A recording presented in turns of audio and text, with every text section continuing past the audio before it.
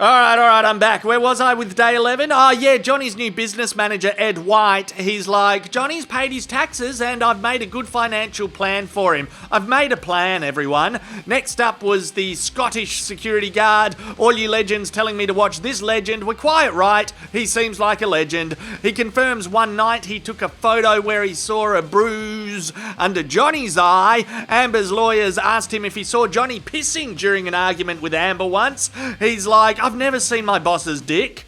No. Mr. Depp had his penis out of his pants, didn't he?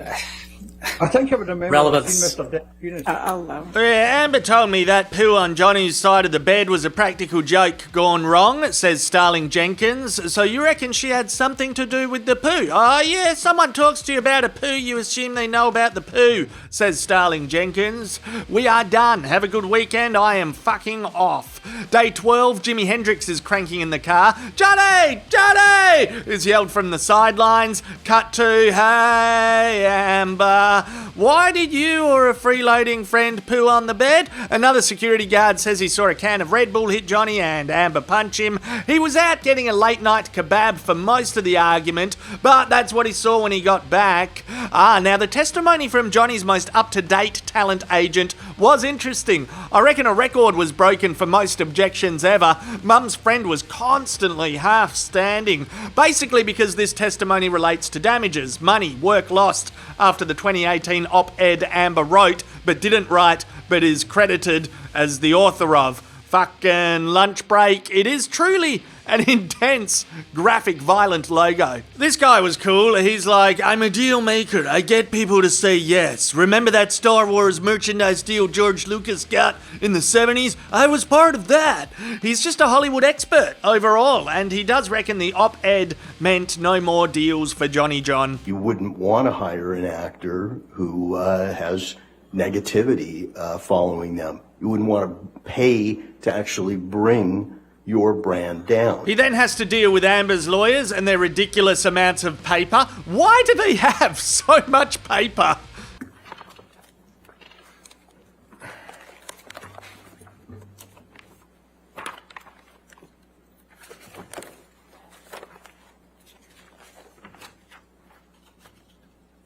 Now, I keep imagining them going back to their office and throwing all the paper around at the end of the day like in Terry Gilliam's movie Brazil. This bloke is a fan of the internet and analytics. That's nice. As an online content creator, I appreciate it. I love a digitised dashboard with peaks and valleys. Johnny's face represents my face when looking at my YouTube and Facebook insights. Don't fully get what's going on with them, but you get an idea of when it's good times versus shit times. Another nurse. Yep, Amber did do drugs, alcohol. One time I saw her with a bloody lip. She reported to me it happened in an altercation with Johnny.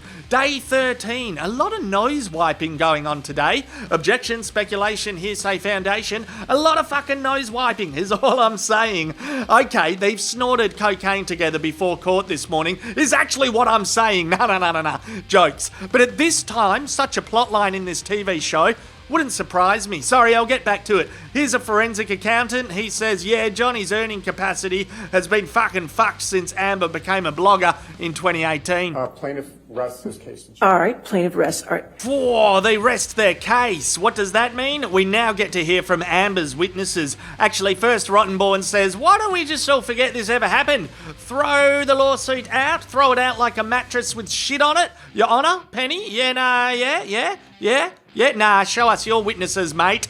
Game on. Mum's friend suddenly becomes a polite lawyer. She's found someone she has chemistry with. A clinical psychologist from FB Marketplace. A budget Dr. Curry. In fact, Mum's friend calls her Dr. Curry at one point. Dr. Curry, in answering that question, were you consulting anything? Dr. Hughes. Dr. Hughes, I'm so sorry. Dr. Hughes, were you consulting anything? Dr. Curry's here, I guess, as well. That's quite confusing.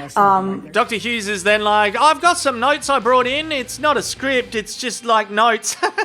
No one else brought notes in, but I've just got some notes, don't worry about it. A moment later, Mum's friend calls her Dr. Curry again. Dr. Curry, Dr. Hughes. I don't know why I keep doing that. My apologies. Dr. Hughes. I think it's the confusion of having her in the courtroom. We go into a long, slow pan across the crowd. What are the cheeky wankers in charge of the live stream up to? They just want to show us the type of demographic attending the hearings? I guess that's quite interesting. I have wondered some days who is in the audience. Is it a ticketed event? Is it invitation only? Oh, fuck! Of course, the cinematographer is giving the people what they want. Crikey, this is like a 2022 Jerry Springer show. She has her glasses on, Dr. Curry. Yeah, that's Dr. Curry. Even though she's not reading anything, she just has them on. Something I noticed. I've got a good attention to detail is all. I noticed she's got her hair out. Anyway, okay, enough. Time for my review. So let's just start with the freshest thoughts in me mind. Dr. Dawn Hughes, the first witness called up by Team Rottenborn. Do we trust her? Do we get good vibes? Oh, guys, look, I'm not one to shit on someone's entire career and qualifications, but my fucking spidey senses keep tingling. She conducted her sessions with Amber in September 2019, I think it was, if I recall correctly. Look, Dr. Curry's evaluation was also a while after the divorce and all the shit fights. It's just, Dr. Hughes felt a bit forced. Amber's legal team feels like they're forcing everything.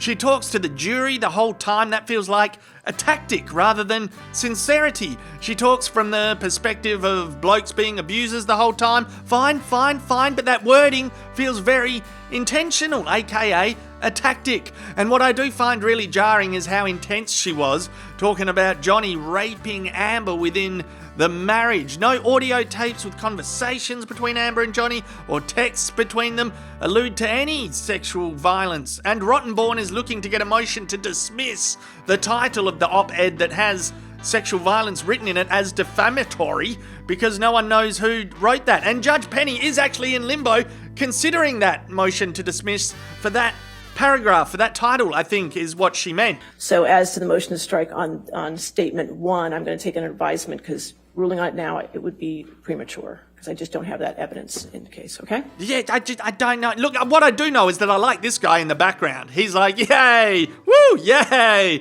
When Judge Penny said majority of the motion to dismiss is denied, he's like, oh, yay, I get to come back next week or whatever. So, look, to be saying sexual violence has caught them out of left field and they've not known anything about that claim or that it's from a previous relationship before Johnny, but then bring a witness on immediately as your first one that discusses rape heavily, ripping off Amber's nightgown, doing a cavity search to look for cocaine, penetrating her with a bottle. It's whoa, it's jarring. Objection foundation. Shock factor starts to feel like a tactic too, you know?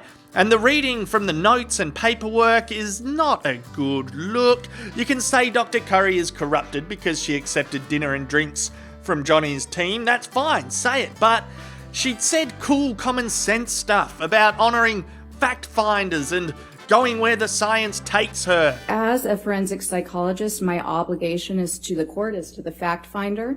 I present science regardless of what that science may be. It doesn't feel like she's emotionally blackmailing us, but who knows? Maybe Dr. Curry is the villain behind those glasses.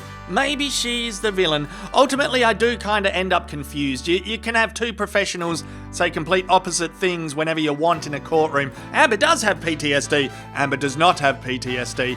Every high-level industry right now looks like a farce. Law, because of all the theatrics and tactics going on. Mental health, because professionals seem to say whatever's required. And I don't know, throw another industry on the Barbie that's looking dodgy right now. I hope Johnny's lawyers don't become fucking rude and annoying towards Amber's witnesses, because then it will really just be a show of you know, who's the better tactician, who's better at theatrics. Whereas you'd think if you are confident your client is innocent, you let the truth get revealed bit by bit.